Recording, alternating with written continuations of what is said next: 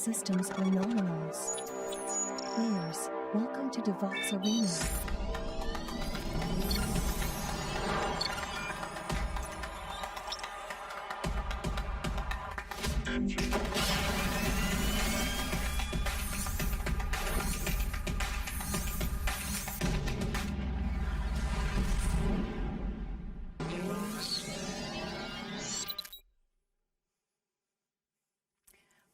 Bonjour à tous, j'espère que vous allez bien. Quel accueil, ça fait plaisir, c'est mon premier Devox et je ne vous cache pas que je suis flippée comme jamais. Mais on va parler de salaire aujourd'hui, donc un sujet hautement polémique, politique, source de crispation, de frustration, de fantasmes. Mais avant de rentrer dans le vif du sujet, je vous propose qu'on fasse connaissance. Donc moi, je suis Shirley Almosnichi, je suis recruteuse informatique depuis maintenant un peu plus de 10 ans. Je suis indépendante et j'ai construit mon entreprise Build RH où je suis aussi agent de carrière. Donc ça, c'est le mot plutôt stylé pour dire que j'accompagne les individus dans leur carrière. Donc ça peut être la simulation d'entretien de recrutement, la recherche d'opportunités, ça peut être aussi la négociation salariale. Et récemment, mine de rien, pas mal autour du droit du travail. C'était un peu chaotique ces derniers temps. On en parlera plus tard. Et je suis aussi auteure de livres en recrutement, donc c'est le moment où je me la pète un petit peu. J'ai écrit 3 livres, Startup Nation, Les joies du recruteur et The Pragmatic Recruiter. Alors oui, moi et l'anglais c'est un peu compliqué. Vous pouvez m'appeler Charlotte. Donc oui, j'adore rire, faire rire. Je suis un peu comique du dimanche. Pour ceux qui me connaissent déjà, c'est ma façon à moi de me détendre. Et dans cette présentation, il y aura certainement des blagues, des allusions limites. Il y aura des caricatures et je m'en excuse par avance. Alors, de quoi allons-nous parler aujourd'hui? Donc des bugs observés qui justifient trop souvent un salaire faible. Et évidemment, je vous ferai une description des profils employeurs en mode persona.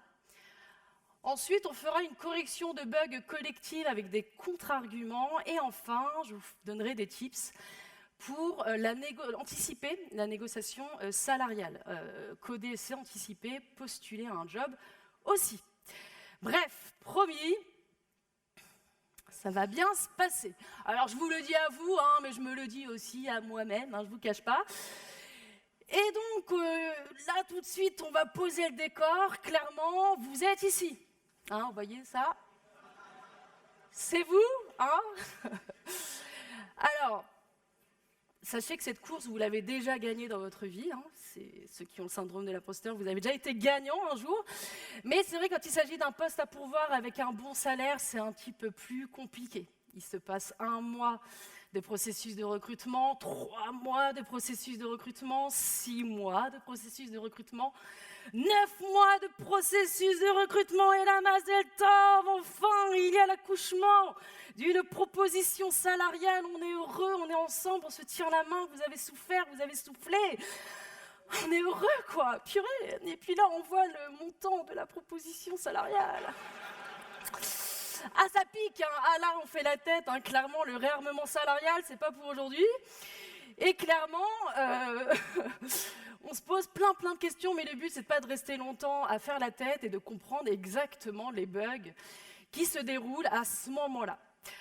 Alors, faisons un petit point justement sur ces bugs. Le premier, c'est le suivant, la grille salariale. Désolé, mais nous devons respecter la grille salariale. Alors, vous êtes plus souvent derrière ces barreaux que Patrick Balkany, je le conçois parfaitement. Et clairement, le profil de votre employeur, c'est lui. Vous voyez, on est plutôt dans le domaine du grand groupe, des décisions un petit peu drivées par les chiffres. Et pour que mon message soit vraiment compréhensible, je me dois avec vous, là tout de suite, de faire une petite imitation de ce personnage. Alors, vous allez évidemment tenir la main de votre voisin et on va tous plonger ensemble dans l'océan du malaise. Alors, selon l'usufruit de la convention collective Syntec, paragraphe 4, alinéa 2b, coefficient 120, position 1.3, appliqué au poste de développeur back-end.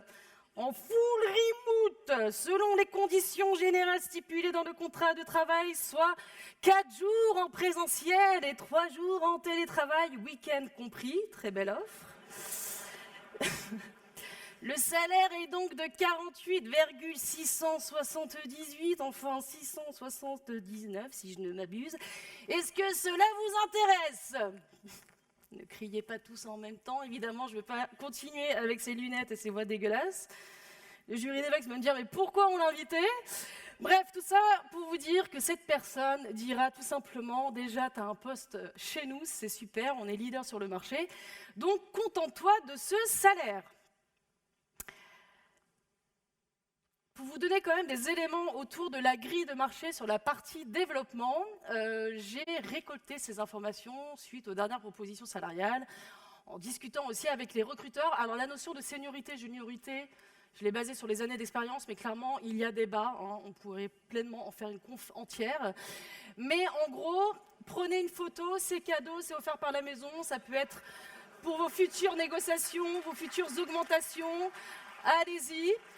Alors, il faut savoir que là, c'est en Ile-de-France. Hein. Pour ceux qui sont venus de région, il faut baisser un petit peu. Hein. On est à peu près aux alentours de 10 à 15 KE de moins. Et il y a eu vraiment un plafond de verre aux alentours de 70 KE cette année, quoi, du moins depuis 2023. Et donc ça, c'est quand même bien dommage. Donc je vous laisse prendre la photo. Hein. Si je dépasse la minute, c'est pas bien grave.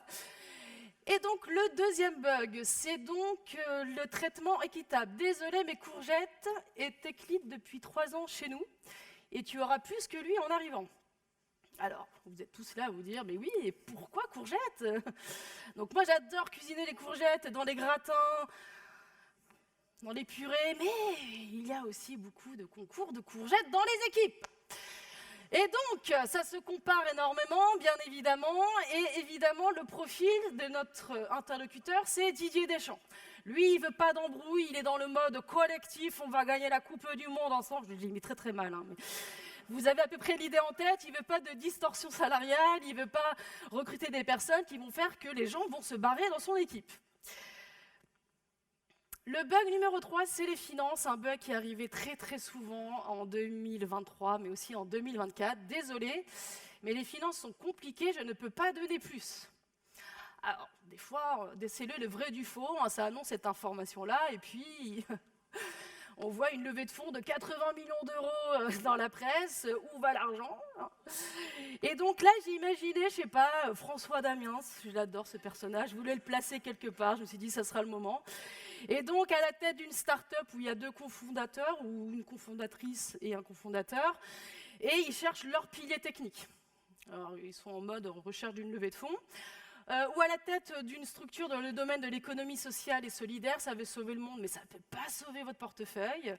Ou dans le domaine du secteur public aussi, on ne va pas se mentir, il y a quand même beaucoup de problèmes à ce niveau-là. D'ailleurs, c'est tellement la loose que les gens partent, et François Damiens, avec son équipe bien évidemment, a eu la fabuleuse idée de se dire, et si on limitait la circulation du public vers le privé ?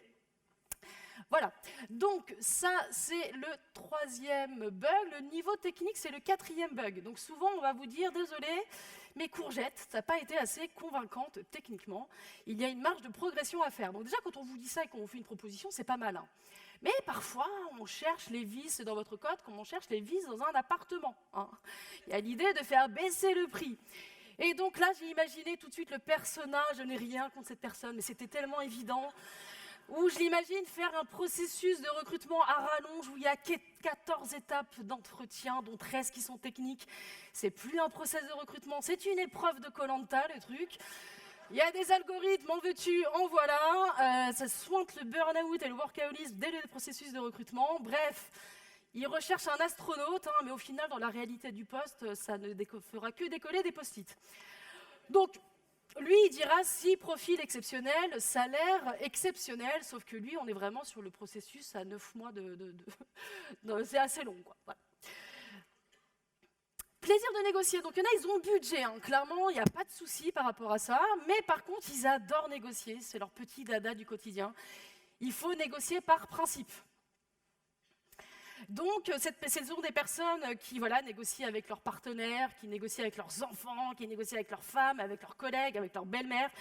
Même quand ils sont en vacances, ils négocient. Bon, bref, et on retrouve cet individu, un ancien commercial, un ancien acheteur, vous voyez, qui baigne aussi dans des environnements culturels où il y a vraiment de la négociation, comme par exemple le monde ESN, ou parfois dans le bilan comptable, on va juger au même niveau les fournitures de bureau et les TJ, ou encore même dans le monde de la grande distribution où il y a des salaires forts, des entrées de gamme et des promos flash sur les alternants et les stagiaires et les carottes bio.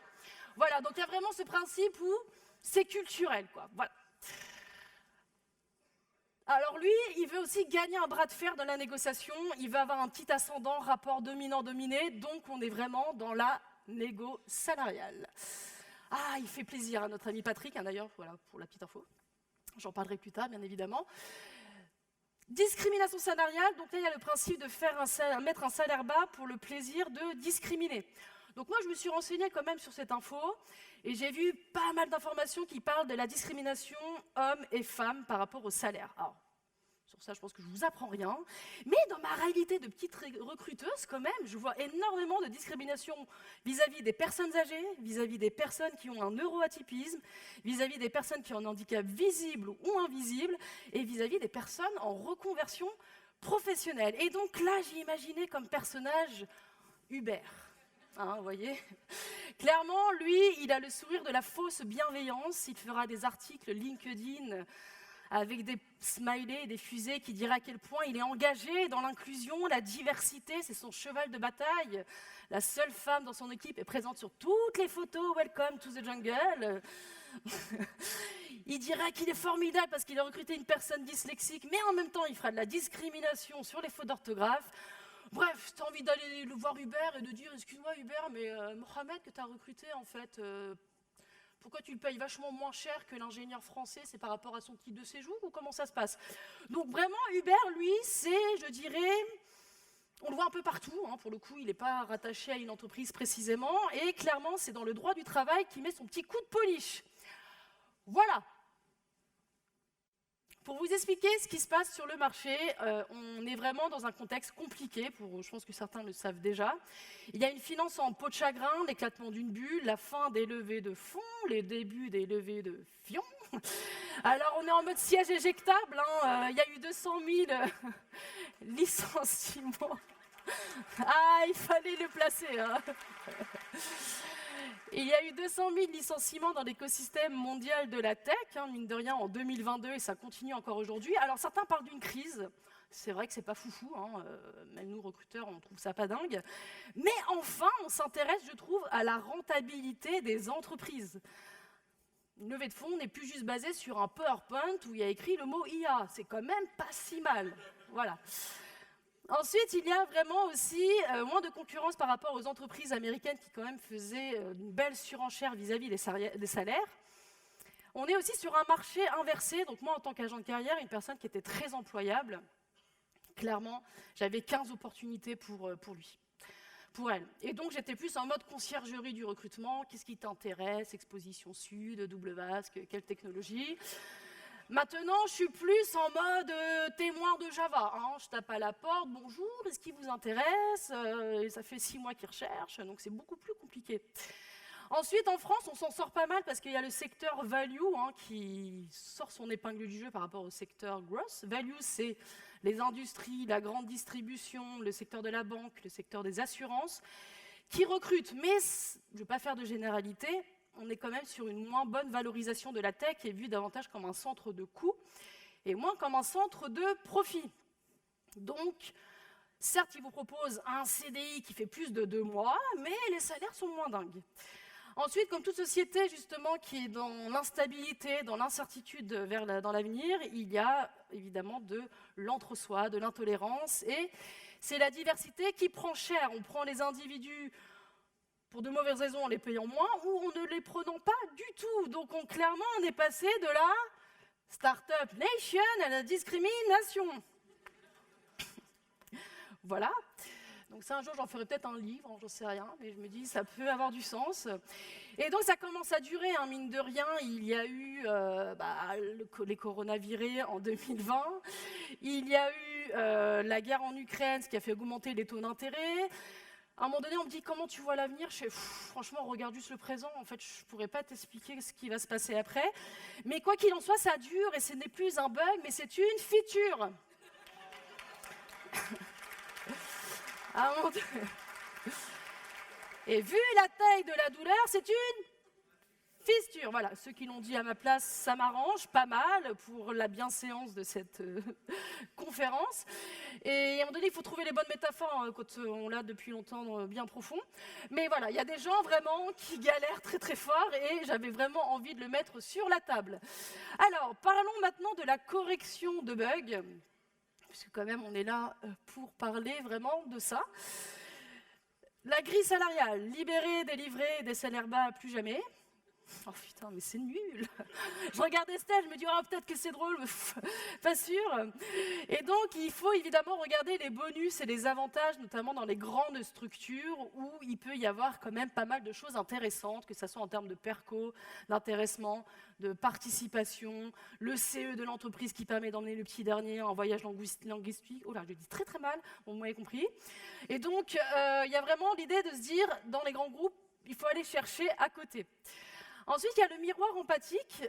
Donc ça, c'est quelque chose que je vais vraiment beaucoup aborder dans cette conférence, c'est-à-dire l'idée d'avoir les mêmes éléments de langage que votre interlocuteur, ou du moins de rentrer dans son univers pour bien être entendu, compris et légitime. Typiquement, la personne qui est dans le grand groupe, certainement qu'il est drivé par les chiffres, les résultats, la productivité, donc de dire... Voilà, je suis très, très intéressée pour votre poste, mais clairement, la charge mentale du salaire, ça va jouer sur ma productivité. Ça peut peut-être avoir du sens et on peut être un peu mieux entendu quand on rentre dans le champ lexical, quelque part, de votre interlocuteur. L'explication de la grille salariale. Donc ça, clairement, pour moi, c'est un élément de red flag énorme. Il y a des gens qui ont mis une grille salariale, on sent que ça pue le formol. Ils ont juste remplacé COBOL par React et ils se disent, on a toujours fait comme ça depuis des années. On ne va pas trop changer. Mais par contre, il y en a certains vraiment qui se renseignent énormément, des entreprises qui ont fait des sondages en interne, qui ont mené une vraie réflexion aussi en matière d'augmentation. Donc ça, c'est des choses à challenger aussi auprès de notre ami qu'on a vu tout à l'heure. Concernant Didier Deschamps, donc lui, dans son équipe, il part du principe que tout le monde est à peu près pareil. Donc il finit par créer une homogénéité très forte aussi dans ses équipes. Clairement, il a par exemple que des juniors, l'apport de valeur, c'est peut-être que vous êtes un peu plus senior que l'équipe.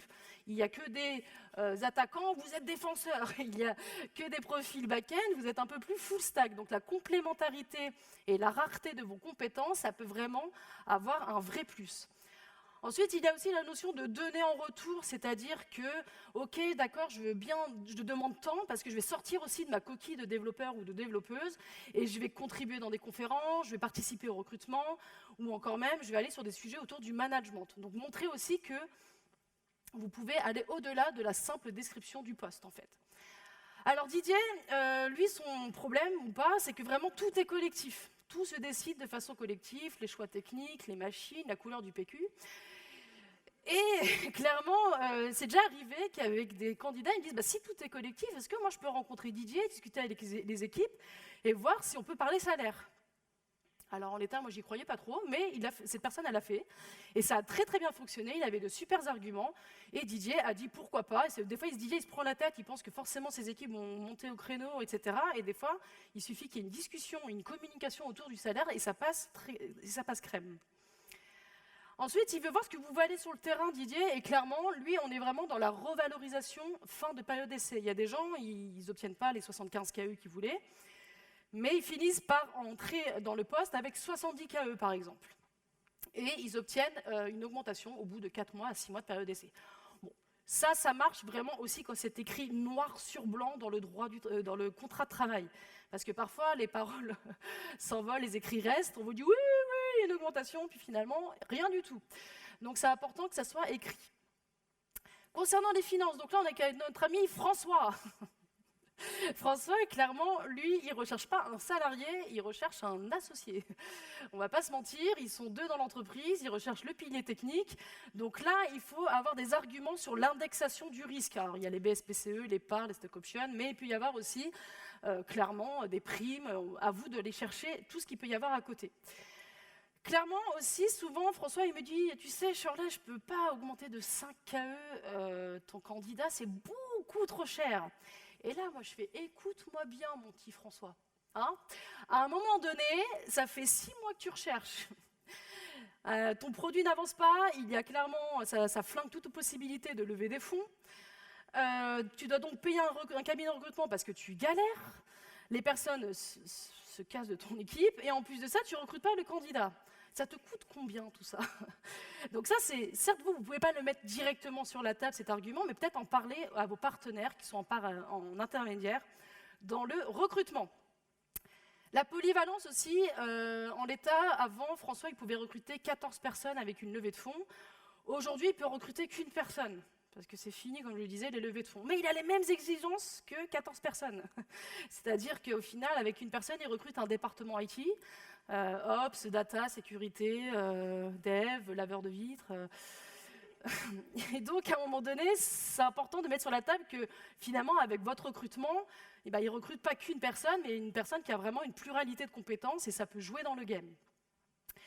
Ensuite, François, lui, son sujet, c'est le social, des fois. Comme je le disais, il peut être à la tête d'une structure dans le domaine de l'économie sociale et solidaire. Et c'est important de jouer avec lui, comme je le disais, sur les arguments, le miroir empathique, c'est-à-dire, par exemple, son domaine, c'est vraiment un produit qui est tourné vers la société, à quel point cela s'incarne dans son quotidien, en fait. Et ce qui va vraiment miser sur des sujets sociaux en interne. Et donc, par rapport à ça, c'est d'aller gratouiller, par exemple, autour du télétravail ou encore même autour du 4/5e. Pour information, 39% des DSI envisageaient de mettre en place en 2023 la semaine de 4 jours pour le même salaire. Donc voilà, c'est pas foufou le pourcentage, mais ça mérite quand même d'être gagné. Pas pour les mêmes horaires, hein, ne vous faites pas avoir comme notre ami Gabriel Attal, hein, c'est le même salaire. Alors, par rapport au niveau technique, donc là c'est notre ami Elon, où en l'état il a été un petit peu au niveau de l'entretien chaud patate, hein, il était motivé pour recruter une fusée. Donc c'est important déjà avec lui, c'est de demander immédiatement un feedback de l'entretien technique. Je dis ça parce que des fois, il se passe du temps, hein, peut-être pas 9 mois, c'était pour la blague, mais il se passe 2 mois, et on oublie exactement comment s'est passé l'entretien technique, et on vous sort parfois des dingueries, donc c'est important de tout de suite demander un feedback. Une fois que vous avez le feedback, peut-être effectivement qu'il y a des vraies lacunes, et dans ce cas-là, j'ai envie de vous dire qu'il faut aller chercher une contrepartie en matière de formation. Parce qu'il y en a, ils sont fatigués, ils en ont marre de recruter, ils sont là à dire « bon, ok, je te prends », même si ce n'est pas parfait. Et donc, au final, vous allez finir par sauter à la période d'essai si derrière, vous ne demandez pas une contrepartie en matière de formation. Donc, c'est important de dire « ok, d'accord, j'ai vu que j'avais des lacunes, mais comment, toi, entreprise, tu songes me faire grandir dans les problématiques que tu rencontres au quotidien ?» Et évidemment, c'est aussi de pointer potentiellement les incohérences parfois avec Elon. Alors, c'est pas toujours facile, mais avec bienveillance et subtilité, lui dire peut-être, voilà, tu m'as évalué sur du front-end, moi je suis Ops. Bon, je caricature, mais des fois c'est un petit peu ça, hein, sur les entretiens techniques. Donc c'est important vraiment de mettre en avant à quel point il peut y avoir aussi un mismatch, et donc peut-être potentiellement se positionner sur un autre poste. Moi, il y a des personnes qui m'ont dit, franchement, je ne le sens pas ce poste, j'ai pas été assez bon, je le sens, on me prend, mais j'ai l'impression presque par défaut. Est-ce qu'il y a moyen que je me mette sur un autre poste dans l'entreprise? Il y en a, ils ont essayé, ça a fonctionné, donc j'ai envie de dire, ça peut être aussi un argument. Concernant la négociation, donc là, il faut chatouiller l'ego de Patrick. Lui, son truc, c'est vraiment l'image. Ça va être, par exemple, de dire que vous êtes capable d'aller sur le même élément de langage en matière de business, de dire tout simplement que vous allez pouvoir l'aider sur du recrutement en faisant venir votre réseau, en participant au recrutement ou ce genre de choses, ou encore en mettant en avant votre rapport de valeur en matière d'expertise. Ensuite, avec Patrick, moi souvent, il venait me voir, il me disait, tu sais, Shirley, t'es un peu trop cher quand même dans tes tarifs. Et je lui disais, ok, mais trop cher par rapport à qui et par rapport à quoi en fait? Et souvent, moi, je lui pointais les failles aussi, les vices un peu de son projet, parce que parfois, il se croit un petit peu plus beau qu'il ne l'est. Il est là, j'ai un super projet, limite décollage de fusée et tout. Tu fais, ouais, mais en fait, c'est pas foufou quand même. Donc, revenons sur Terre, voilà les problèmes que je vois, et voilà comment je peux t'aider dans les problèmes que tu rencontres. Et parfois, il cherche à savoir si vous avez du répondant, ce que vous avez un petit peu dans votre bide. Clairement, avec lui, il faut aussi mettre des limites. Moi, j'ai déjà eu des Patrick qui m'ont fait au moins 5 allers-retours de négociation. C'est fatigant. C'est un énorme red flag aussi. Moi, à un moment donné, je disais stop. Donc j'ai envie de dire 2 allers-retours, ça va. Et je vous dis ça parce qu'au final, s'ils commencent à négocier dès maintenant, ça va être la négociation pour votre augmentation, ça va être de la négociation pour vous trouver un budget en recrutement, ça va être de la négociation pour aller à une conférence d'Evox qui est géniale. Donc du coup, c'est compliqué et dans ce cas-là, il vaut mieux mettre tout de suite des limites aussi avec Patrick. Concernant la discrimination, ça c'est un sujet, est-ce qu'on corrige ce bug ou pas? C'est loin d'être simple. Moi, de ma posture de privilégié devant vous, qui a voilà, un peu plus de 10 ans d'expérience, et pour qui la discrimination elle est derrière, c'est facile de vous dire mais n'y allez pas, c'est n'importe quoi. Sauf que ce n'est pas le cas pour tout le monde en fait. Dans le monde de la tech, il y a vraiment 2 salles, 2 ambiances. Il y a des gens qui savent dire fuck, dire c'est bon, j'y vais pas. Et puis d'autres qui galèrent, qui tapent aux portes tous les jours, quoi, qui même songent à quitter le monde de la tech en fait. Et ça, c'était le cas typiquement de ma mère, qui n'était pas dans la tech, mais elle a quand même connu vraiment un gros sujet de discrimination. Clairement, elle était dans une mauvaise pioche, elle est d'origine maghrébine. En plus, elle a 4 enfants, 2 paires de jumeaux à seulement 18 mois d'intervalle. Et clairement, j'ai vu ses talons usés, je l'ai vu faire des entretiens, c'est peut-être même grâce à elle, je ne sais pas, que j'ai voulu faire recruteuse. Mais à un moment donné, elle a enfin obtenu le poste, elle a eu moins 20% sur son salaire. Ça pique un peu, moi je me rappelle encore de ces discussions que j'avais eues avec elle, et je me rappelle aussi de ses conseils. Elle m'a dit, tu sais Shirley, hein, si on te met une énorme claque, ne tends pas l'autre joue, mais tends l'oreille à la formation, à l'apprentissage, au raté. Apprends aussi à te casser la figure pour apprendre à rebondir derrière. Donc ce que j'ai envie de vous dire là, c'est que soit vous y allez sans connaissance de cause et voyez cette opportunité non pas comme une fin en soi, mais comme un tremplin pour votre carrière. Si je dois résumer, donc il y a vraiment cette idée d'avoir l'effet miroir, l'empathie tactique, avoir les mêmes éléments de langage. Ça se retrouve d'ailleurs beaucoup, notamment dans le domaine de la process communication. Il y a l'idée de dire, ok, je suis motivé, mais vous n'êtes pas un pigeon, d'adresser aussi des critiques constructives, c'est-à-dire de ne pas être dans le dénigrement, la communication violente, mais toujours de dire, je veux vous aider, même si je vous critique, en fait. Moi, souvent, je faisais ça avec mes clients, ça marchait parfaitement, même si au final, vous pensez évidemment à votre pomme, mais de montrer que quelque part, vous êtes en partenariat avec lui et non pas dans un rapport dominant-dominé. Sur un malentendu, est-ce que ça peut marcher? Bien évidemment, il y en a au culot, ils ont fait des choses incroyables et j'ai envie de dire, tant mieux. Mais j'ai envie de vous dire, dans cette partie-là, comment bien anticiper justement la négociation salariale.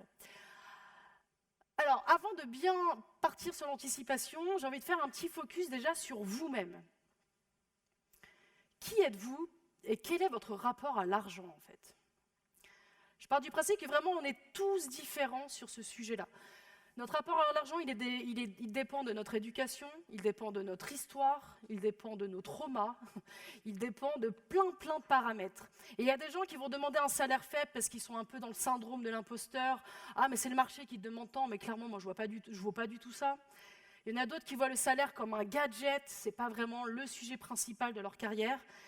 Il y en a pour qui c'est une revanche sociale. L'étape du salaire, c'est clairement une étape cruciale. Et donc, ils ne vont pas avoir les mêmes attitudes par rapport à l'entretien du recrutement, etc. Pour eux, c'est vraiment la réussite, c'est parfois comment briller en société par rapport au salaire. Il y en a d'autres, ils sont le mur porteur familial. Tout repose sur eux en termes de finances. Donc, tout le monde, ce que je veux dire par là, c'est que tout le monde ne part pas avec les mêmes avantages et les mêmes réflexions et la même histoire par rapport au salaire. On est tous différents. Alors, j'ai envie de voir avec vous maintenant chaque étape du processus de recrutement et comment bien anticiper les choses. Déjà, le choix du poste. J'ai envie de vous dire, ça va grandement déterminer vos conditions de réussite ou pas pour obtenir le salaire que vous souhaitez ou même pour obtenir plus. Évidemment, si vous êtes dans votre zone de confort, de spécialisation, d'expertise, ça sera beaucoup plus simple que si vous vous en éloignez. Ensuite, est-ce que vous êtes dans un secteur qui paye ou pas? Entre aller chez Red Hat ou encore même aller dans le secteur public, j'imagine que ce n'est pas la même histoire en termes de salaire. Il y a aussi clairement des postes qui sont beaucoup plus courtisés que d'autres. Ops, data, sécurité, cloud. Il est possible d'obtenir un gain salarial de 7 à 13%. La moyenne, c'est à peu près entre 8 à 10% des augmentations, du moins en changeant de poste. Et en interne, c'est 4 à 5% d'augmentation, grâce à l'inflation. La localisation, donc il y a une régionalisation aussi des salaires avec le télétravail hybride. Donc si par exemple vous demandez d'aller à Lille ou à Nantes, évidemment il faudra peut-être songer à faire des sacrifices en termes de salaire. Et puis enfin, est-ce qu'il y a un bon équilibre entre l'offre et la demande? Est-ce que vous êtes sur un poste où il y a beaucoup de personnes qui vont postuler, par exemple le profil front-end, où il y a beaucoup de personnes en reconversion, ou encore même des postes autour du management? On n'est pas du tout sur la même logique en matière de salaire. Il y a des gens qui me disaient, franchement, je trouve plein de choses en développeur, mais par contre, quand je cherche un poste de staff engineer, c'est vachement plus compliqué. Donc avoir conscience aussi de soi, que le choix que vous faites en matière de poste, ça va grandement déterminer aussi vos conditions de réussite. Ensuite, il y a l'observation, la documentation, l'annonce en recrutement. Alors, j'ai envie de vous dire, la documentation, c'est un peu comme nous. Des fois, elle est très bonne. Des fois, elle est vraiment toute pourrie. Et l'annonce en recrutement, elle donne aussi énormément d'éléments intéressants par rapport à ce que vous pouvez observer dans cette entreprise. Alors, des fois, c'est assez complet. Et vous pouvez, à travers le wording, voir si déjà on est sur une bonne culture du delivery, si on est sur une culture plutôt moderne, et même aussi sur la modernité sociale. Parfois, il y a une modernité sociale assez forte. Et souvent, les gens qui sont au fait de la société sur des sujets sociaux le sont aussi un petit peu sur la côté technique. Donc c'est intéressant de voir déjà à quel point l'entreprise elle est ancrée dans le réel et ancrée dans la modernité. Est-ce qu'elle est en ligne aussi depuis longtemps? Est-ce que voilà, ça fait 2 jours qu'elle est en ligne ou ça fait 2 mois? On ne part pas sur les mêmes avantages. Par exemple, des fois, les meilleures négociations se font à l'usure. Hein. C'est un petit peu comme les biens immobiliers. Vous voyez que l'annonce, ça fait pas mal de temps. Vous dites, il y a peut-être moyen d'obtenir un meilleur prix. Le marché aussi, c'est important d'observer le marché. Il y a plein d'éléments et souvent vous attendez tout de suite d'être à l'écoute du marché pour faire des entretiens. Mais pourquoi? Allez-y, amusez-vous, même si c'est des entreprises qui ne vous plaisent pas forcément. Parfois, vous pouvez obtenir de super salaires juste en tentant quelque chose. Donc vraiment, c'est d'observer le marché, c'est de faire des entretiens, de faire du test and learn. Et typiquement, il y a beaucoup de solutions pour observer les éléments de salaire. Par exemple, il y a Choose Your Boss, qui propose un baromètre de salaire. Il y a le cabinet de recrutement Seios qui fait aussi un baromètre. Il y a Denis Germain qui n'est pas présent dans cette salle ce soir, mais aujourd'hui, pardon. Et donc, du coup, clairement, il fait beaucoup de choses super intéressantes en termes de salaire. Il fait des graphes et tout. C'est vraiment très complet, donc je vous invite à regarder son blog. Il y a aussi la FUP, il y a Levels aussi, c'est plus aux États-Unis pour le coup. Mais voilà, il y a vraiment plein de données qui sont très intéressantes. Alors je sais que ça demande du temps, mais vraiment faites-le régulièrement. N'attendez pas d'être dans des process de recrutement pour vous renseigner sur le marché. Ensuite, la santé financière de l'entreprise. Effectivement, si l'entreprise est en mode redressement judiciaire ou en mode levée de fonds avec 80 millions d'euros, on n'est pas sur la même histoire. Et parfois, ça se voit un petit peu sur LinkedIn. Si vous êtes fin observateur ou observatrice, vous pouvez voir déjà que si vous cliquez sur l'entreprise et vous voyez le staff de l'équipe, s'il y a plein de gens qui mettent Open to Work, c'est que ça pue un peu le PSE quand même. Là, vous pouvez vous dire peut-être que c'est pas le bon de dire tiens, je vais demander tant, ça risque d'être un peu compliqué. Mais le staff aussi de l'entreprise, c'est intéressant sur la juniorité ou la seniorité des équipes. S'ils ont que des juniors, peut-être qu'ils ont une politique du salaire faible. S'ils ont recruté des cadors techniques, vous pouvez vous dire tiens, ils ont quand même les moyens de payer telle personne, ça peut être intéressant. Donc c'est vraiment d'observer et à partir de là, faites tes calculs, Kevin. Alors évidemment, c'est pour la blague. Ça peut être Georgette, Josiane, quoi, voilà. Et vraiment, ces calculs-là, garde-les pour toi en secret, ne les partage pas. Vraiment, pense à ce que tu veux en matière de salaire et reste cohérent jusqu'au bout. Sur le face-à-face RH, donc c'est souvent une étape qui est très négligée. Vous êtes là à dire oh, on va rencontrer une RH, une recruteuse, il connaît rien, c'est pénible. Donc je peux comprendre, mais pour autant, c'est pour moi ce que j'appelle la récolte de la donnée sur plein d'éléments.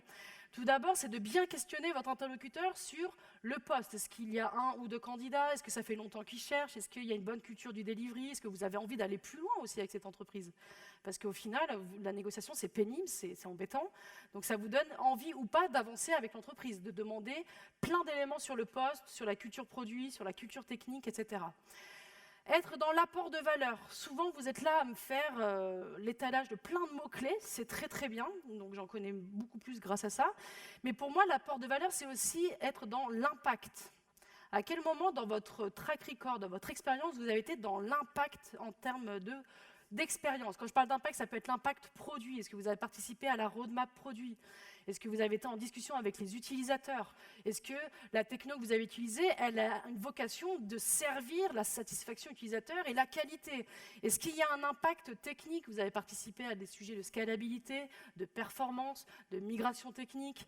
Est-ce qu'il y a aussi un impact en matière de qualité logicielle? Est-ce que vous avez mis en place de l'automatisation, des bonnes pratiques de développement ou même des impacts humains? Est-ce que vous avez recruté, formé, fait monter en compétence les individus? Et ça, pour moi, c'est vraiment important de le mettre tout de suite ici, comme ça vous faites germer dans l'esprit du recruteur que vous êtes plutôt en phase avec le poste et vous mettez en avant des faits concrets qui feront un parallèle avec les attendus sur le poste. Ensuite, il y a surtout annoncé une ou deux pistes. Parfois, vous me dites « Non, Shirley, non, t'es toute seule, hein, la voie libre, je ne suis pas du tout à la recherche. » C'est vrai que c'est bien. Mais avoir une piste en parallèle, ça donne à l'entreprise plus l'envie de se battre et de se dépêcher aussi pour vous. S'ils sont tout seuls, c'est en mode on a le temps. Et ça peut être aussi un joker à sortir à la fin. C'est-à-dire, franchement, je suis très intéressée par ton poste, Shirley, mais par contre, l'entreprise Y me propose un peu plus, mais je vais réfléchir. Le je vais réfléchir nous achève immédiatement. On est là à se dire c'est fini, c'est foutu, il va falloir qu'on se batte pour l'avoir. Donc, c'est tout bête, mais annoncer des pistes en parallèle, ça peut vous aider dans la négociation finale. La question du salaire. Donc là, souvent, je dis « Kevin, quel est ton salaire souhaité ?» Et là, il y a plein d'erreurs. Kevin, il est là à me raconter son salaire actuel. Donc, je gagne aujourd'hui 45 KE parce que j'ai l'intéressement, la participation.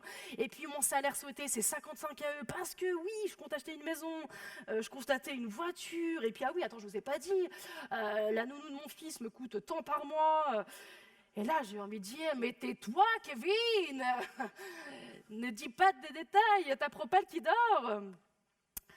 Donc non, franchement, Kevin ne va pas dans les détails, donne juste un chiffre spécifique, par exemple plus ou moins 72 KE.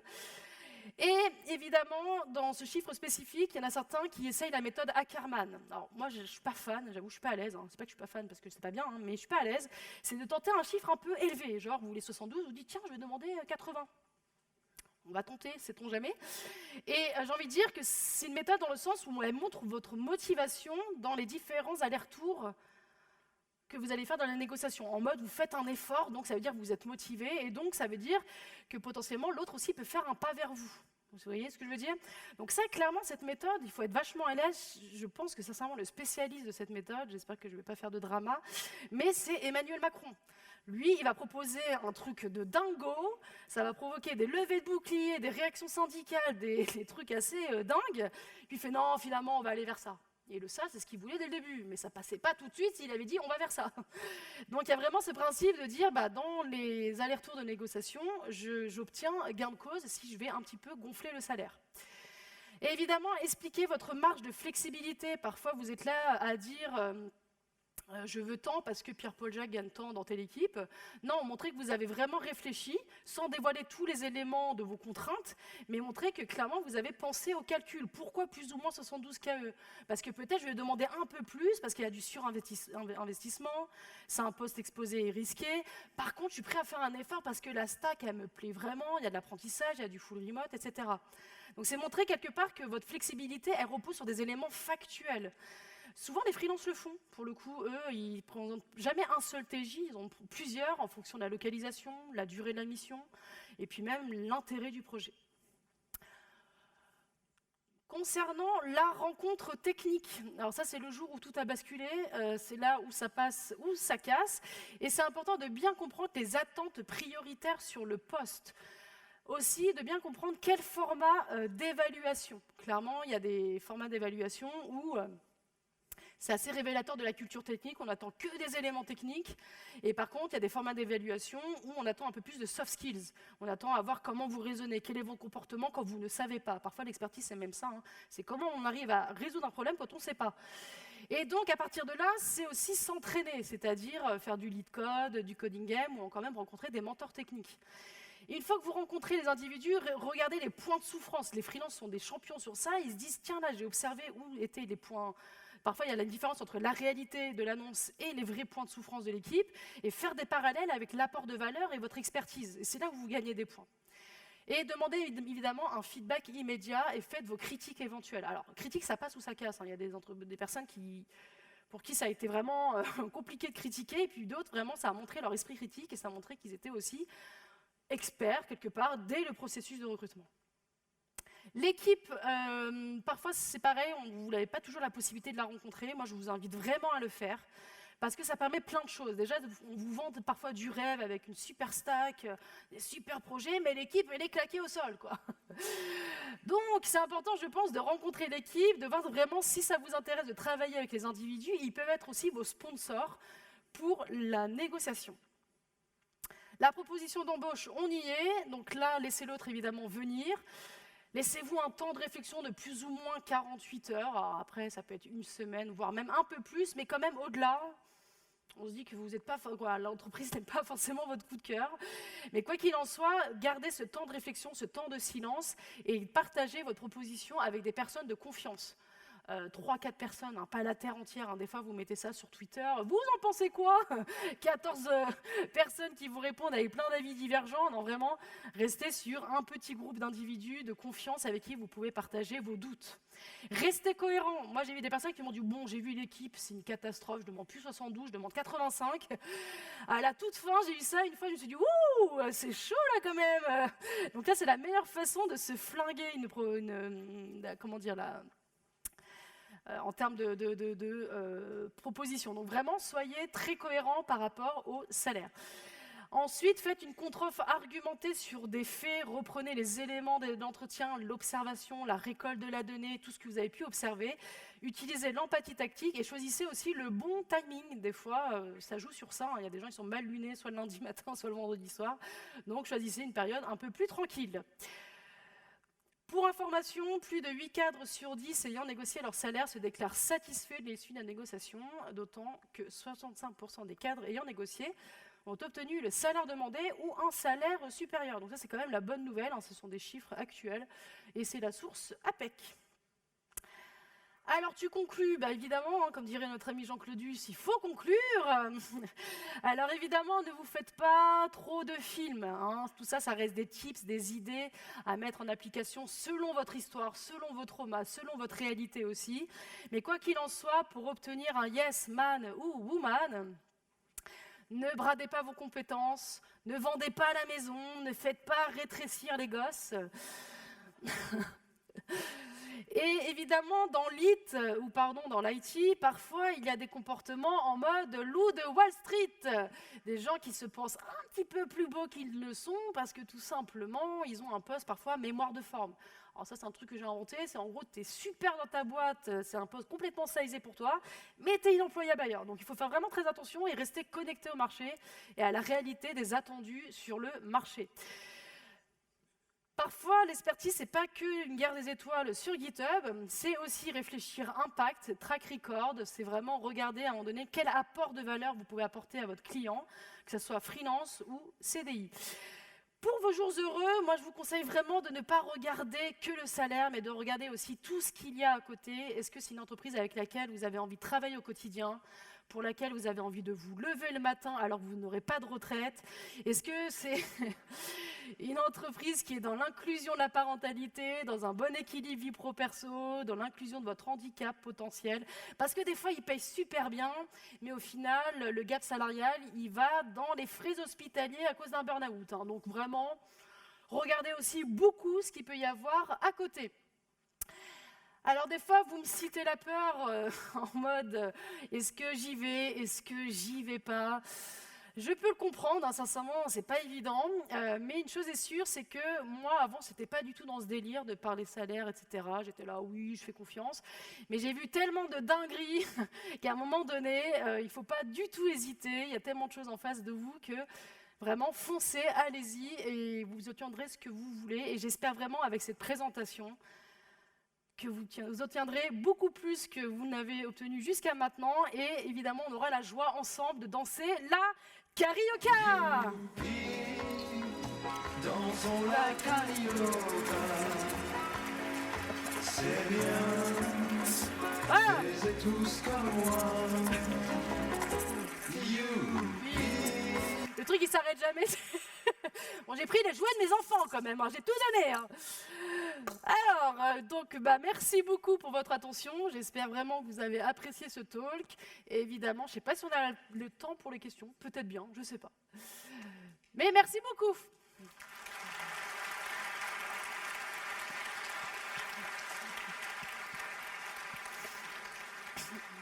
Il va nous rester que 30 secondes, donc je pense que vu qu'il y a eu sûrement beaucoup de questions, je vous propose de retrouver Shirley juste là, à l'extérieur de l'amphithéâtre, si vous avez des questions. Merci. Désolée, hein, vraiment.